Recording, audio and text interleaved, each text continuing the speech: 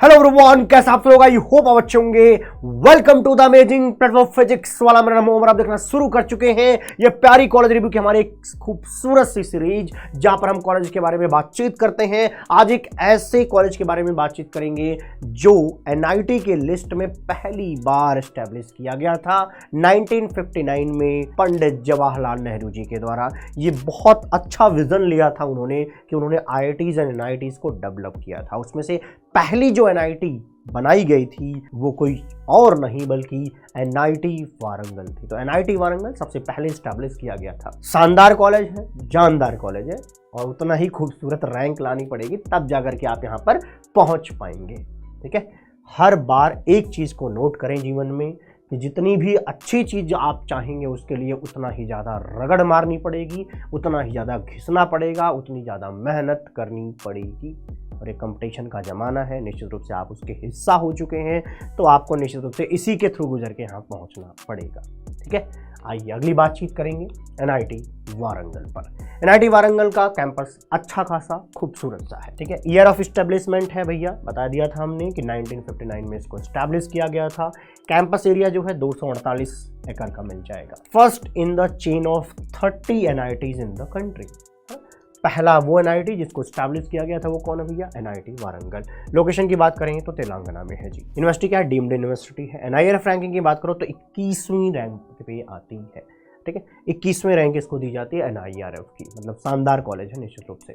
आइए आ जाते हैं नेक्स्ट क्या है? एलिजिबिलिटी। आप जानते हैं, शायद आपको पता भी होगा, है ना, कि जेईई मेंस के थ्रू यहाँ पर एडमिशन होता है और आपके 12th में कितने होने चाहिए? 75% होने चाहिए। एससी और एसटी के लिए 65% होना चाहिए। एक बात और जान लीजिए जी, क्या है कि टॉप 20 परसेंटाइल में या तो आप 75% मार्क्स लाएं या तो आप अपने बोर्ड के टॉप 20 परसेंटाइल में आते हो। ठीक है, आइए अगली चर्चा क्या है भैया? जेईई मेंस के थ्रू आप यहाँ पे एडमिशन हो जाएगा। एडमिशन करने के लिए जो काउंसलिंग होगी वो जोसा काउंसलिंग होगी या सीएसएबी का लास्ट में जो स्पेशल राउंड होता है उसके थ्रू आपका यहाँ पर सिलेक्शन हो पाएगा। ठीक है, इंटरनेशनल स्टूडेंट्स के लिए जो जानना चाहें उनके लिए यहाँ पर मैंने लिख दिया है कि आप डासा के थ्रू आप यहाँ पे जा सकते हैं। आपको यहाँ पे स्कॉलरशिप भी मिल जाती है, ICCR। ठीक है, ओके, अगली चर्चा किस पर है जी? फीस स्ट्रक्चर पर है। टोटल फीस पर सेमेस्टर, एक सेमेस्टर की फीस जिसके अंदर ट्यूशन फीस और अदर फीस को मर्ज कर दिया गया है। ठीक है, बाकी फीसेस इसे मिला दिया गया है। ठीक है, 1,03,000 रुपये आपकी फीस लगने वाली है जनरल OBC के बच्चों के लिए, EWS के बच्चों के लिए। ठीक है, लेकिन अगर फैमिली इनकम 1 से लेकर 5 लाख पर एनम के बीच में है तो आपको 61,000 रुपये देने पड़ेंगे। कितने? 61,000 रुपये देने पड़ेंगे। ठीक है, इस 5 लाख से ज़्यादा है तब आपको 1 लाख रुपए पर सेमेस्टर देना पड़ेगा। ध्यान रखना, क्या बताया मैंने? पर सेमेस्टर देना पड़ेगा। ठीक है, अदर सेमेस्टर की फीस करीब 62,000 रुपये के आसपास आपको मिलेगी, है ना। देखो, फर्स्ट सेमेस्टर में थोड़ा सा ज़्यादा लगता है ना, फर्स्ट सेमेस्टर में आप एडमिशन लेने जाते हो उस समय थोड़ा सा ज़्यादा फीस लगती है। इसके बाद बाकी सेमेस्टर में यही देखने को मिलेगा आपको, 62,000 रुपये के आसपास देखने को मिलेगा। ये मैंने जनरल OBC SC के बच्चों के लिए लिखा है, तो इससे कम होगा किसका? SC ST के बच्चों के लिए। ठीक, अगला देखते हैं। हॉस्टल फीस की अगर मैं बात करूं, हॉस्टल फीस फर्स्ट सेमेस्टर की 28,000 रुपये के आसपास आती है। ठीक है, गर्ल्स हॉस्टल में 26,000 रुपये के आसपास आती है। ठीक है, और ये तो जो अभी बताया था ना मैंने, ICCR स्कॉलरशिप के थ्रू अगर आप आते हैं तो आपको कितना हॉस्टल फीस देना होगा? 15,000 रुपये यहाँ पर हॉस्टल फीस देनी पड़ेगी। अगली चर्चा मेस फीस पर है। मेस फीस क्या है? 115 रुपये पर डे। तो आप जितने दिन वहाँ पर मेस को यूज करेंगे उस हिसाब से मल्टीप्लाई हो जाएगा। तो आप यहाँ पर देख सकते हैं, और ये हर 15 दिन पर आपको पे करना पड़ेगा। ये थोड़ा झंझट है यार, कम से कम एक साथ लेते हैं, है ना। हमारे ऐसा होता था कि हम IIT में ऐसा था कि हम 3 महीने 3.5 महीने के आसपास का, 4 महीने के आसपास का सेमेस्टर होता था। 3.5 से 4 महीने का सेमेस्टर था।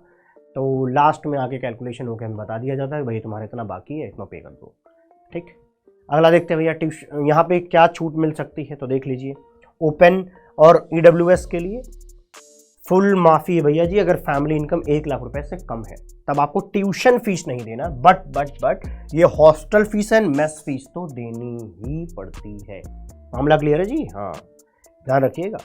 यहाँ पर 2/3 आपका ट्यूशन फीस माफ कर दिया जाएगा जब आपकी सैलरी इनकम, आपकी नहीं घर वालों की सैलरी इनकम 1 से 5 लाख के बीच में आती है, तभी देखिए ये चीज़ आपको देखने को यहाँ पे मिलता है। ठीक है, आइए अगली चर्चा करते हैं। SC/ST के बच्चों के लिए 100% ट्यूशन फीस माफ है, उनको ट्यूशन फीस नहीं देना पड़ता है।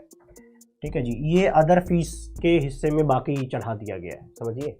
मतलब 60,000 रुपये के आसपास ही सेमेस्टर फीस एक्चुअली है, ट्यूशन फीस जो 60,000 रुपये के आसपास ही है, तो वो नहीं ले रहे हैं, बाकी फीसेस ले रहे हैं SC/ST के बच्चों से। ठीक, बात समझ में आ गई? यस। अगला देखते हैं। स्कॉलरशिप की बात करूँ तो top class scholarship for SC students. ठीक है जी, फैमिली इनकम अगर 8 लाख रुपए से कम है तो आपको ये चीज़ मिलेगी based on the institute admitted rank only. जब आप इंस्टीट्यूट में जाते हैं, जो आपकी रैंक होती है SC/ST बच्चों की, SC बच्चों की, उनके आधार पर आपको स्कॉलरशिप मिल जाती है। ठीक है, इस स्कॉलरशिप में, ये जो स्कॉलरशिप है उसमें 30% स्लॉट जो है SC गर्ल्स के लिए फिक्स है। ओके, ट्यूशन फीस तो माफ हो जाती है, उस पर चर्चा हमने कर ही ली है। ठीक है, आगे देखते हैं। ये आपको स्कॉलरशिप मिलती है, ये स्कॉलरशिप लेंगे, मैं सोच रहा फीस दोबारा कैसे आ गया सर। देखना भाई, फर्स्ट सेमेस्टर के स्टूडेंट को 86,000 फीस 86,000 मिल जाता है scholarship per annum. Second, third and fourth year के बच्चों के लिए 41,000 रुपये पर एनम का स्कॉलरशिप SC के बच्चों को मिलता है। ठीक है जी, तो एक बार देख लें भैया, पोस्ट मैट्रिक स्कॉलरशिप भी है। ठीक है, अगर फैमिली इनकम जो है 2.5 लाख रुपए के आसपास है तो आपको रहने खाने के भी कुछ खर्चे मिल जाएंगे। यहाँ पर डे स्कॉलर्स हो तो इतने रुपए मिल जाएंगे, हॉस्टलर्स हो तो इतने रुपए मिल जाएंगे, और ट्यूशन फीस तो माफ़ हो ही रही है। ठीक है, तो SC बच्चों को निश्चित रूप से थोड़ी सी यहाँ पर क्या रहेगा, फ़ायदा रहेगा। अरे ओ बाबूजी, किस्मत की हवा कभी नरम कभी गरम, कभी नरम नरम कभी गरम गरम, कभी नरम गरम नरम गरम। प्लेसमेंट तो भैया शानदार जाता ही है ना। हाईएस्ट पैकेज की बात करें तो 88 लाख पर एनम का हाईएस्ट पैकेज गया था। एवरेज पैकेज CSE की बात करें 31 लाख रुपए तक जाता है।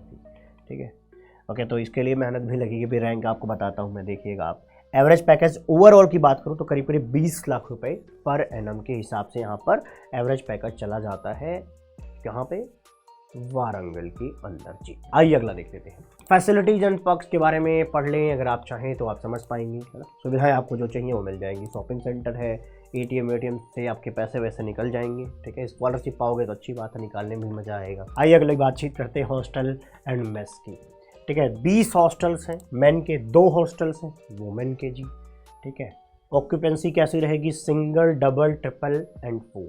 ठीक है, इस हिसाब से रहेगा। बाकी जो सुविधाएं चाहिए वो सब मिल जाएंगी। कुछ इस तरीके का हमारा हॉस्टल दिख रहा होगा। जिम है, वॉशिंग मशीन मिल जाएगी, जेरोक्स की शॉप बगल में मिल जाएगी, कैंटीन तो रहेगा ही, 3 गवर्नमेंट मेस हैं, 2 जो है उसमें से नॉन वेज है, 3 इंस्टीट्यूट फूड कोर्ट्स हैं, जो भी है फिर देख लो एक बार। ठीक है, बाकी का फ़ायदा तो जाके ही वहाँ मिलेगा, तो इस पर ज़्यादा चर्चा करने का खास फ़ायदा नहीं होने वाला है। हाँ, अगली बात करके देख लेते हैं भैया, देख लें। ये अब खेलने कूदने का भैया मस्त जगह है, ये फोटो में भी ठीक ठाक लग रहा था देखने में। ठीक है, चलिए आगे देखते हैं। फेस्ट की बात करें, फेस्ट शानदार है जी। IIT वारंगल का सनबर्न आपके कैंपस में आएगा, तो नाचने के लिए आपके ठीक ठाक कार्यक्रम यहाँ से आपका बन जाएगा। ठीक है, आइए अगली चर्चा कर लेते हैं। अच्छा, नोटेबल एलुमनाइज हैं, कृपया आप चाहें तो देख सकते हैं। इसमें शायद आप नहीं समझ पा रहे होंगे कि CSIR क्या होता है। CSIR एक बॉडी है जो रेगुलेट करती है पूरे इंस्टीट्यूट्स को, समझ लो रिसर्च के वे में। ठीक है, तो उसके चेयरमैन रहे हैं डायरेक्टर एंड फॉर्मर हेड। ठीक है, अगले देख लें, ये कौन है भैया, CTO रहे हैं महिंद्रा सत्यम के। ठीक, XIS ऑफिसर्स रहे हैं। मैंने कुछ ही दिखाया, बहुत ज़्यादा लिस्ट है भाई, बहुत ज़्यादा लिस्ट है और सब नहीं बताया जा सकता। मेन बात आपके लिए जो है वो है ये कट ऑफ। देखते हैं भैया कट ऑफ CSE के लिए क्या दिया गया। कंप्यूटर साइंस एंड इंजीनियरिंग, ये देखो भैया, है बुद्धि खुल जाएगी जी। होम स्टेट 1900, कितना लिखा है, 90 ना, नहीं चलो मान लो 2000 रैंक लाओगे तब होम स्टेट कोटा में आप यहाँ का CSE पाओगे।